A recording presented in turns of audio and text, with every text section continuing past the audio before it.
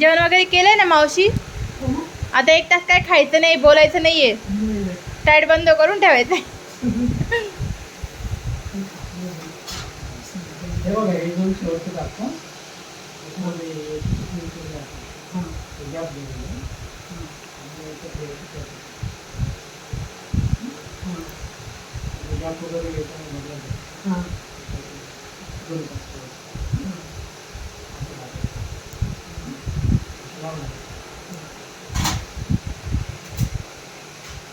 जास्त गॅप आहे.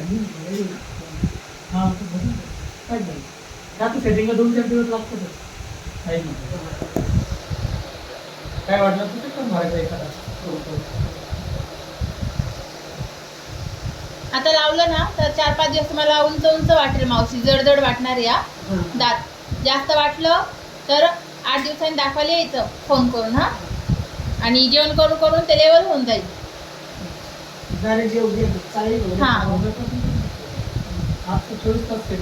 फक्त चॉकलेट, चिंगम, चिक्की असा चिकट पदार्थ खायचे नाही. कधी कॅप निघली तर लगेच बसवायला येतं. हा मावशी, कॅप निघाली तर आठवणी फोन करून बसवलं तर निघते, म्हणजे रोज नाही निघत. आता ती राबत व्यवस्थित त्याच्यात तरी ना काही तुका मेंटेनन्स निघण्याचं वगैरे येऊ शकतो. लक्षात ठेवा, लगेच फोन करा. लगेच नाही, 2-3 वर्षांनी.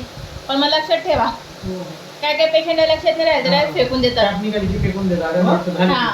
तर ते राहून घेणार. डॉक्टरला विचारलं पाहिजे निघाली काय करायचं. विचारायला आपण सल्ला देतो ना. कुठेतरी ठेवून द्या, ठेवून देता. मग त्यांना अचानक आठवून येते आपण कॅप केली होती. कॅप केलेली समजा निघाली ठेवली, दाताला काही त्रास काहीच नाही. रूट कॅनल केलेलं असतं ना. मेन ट्रीटमेंट ही याचा दुखण्याचा संबंध नाही, जे आपण अगोदर ट्रीटमेंट केली तिथं दुखण्याचा संबंध आहे.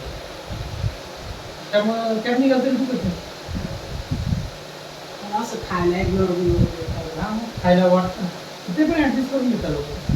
काय नाही सगळं लोकांना दुखणं हाच मेन विषय राहतो. दुखलं तर डॉक्टर चालून जातं. माझे किती दिवसाची दाताचं चाललं दुखत नाही, चाललं.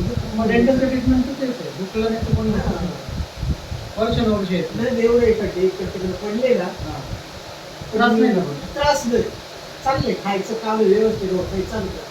तोच विषय नाही असं. ते पुळी झाली नाही तर त्यामुळे ती घाबरली.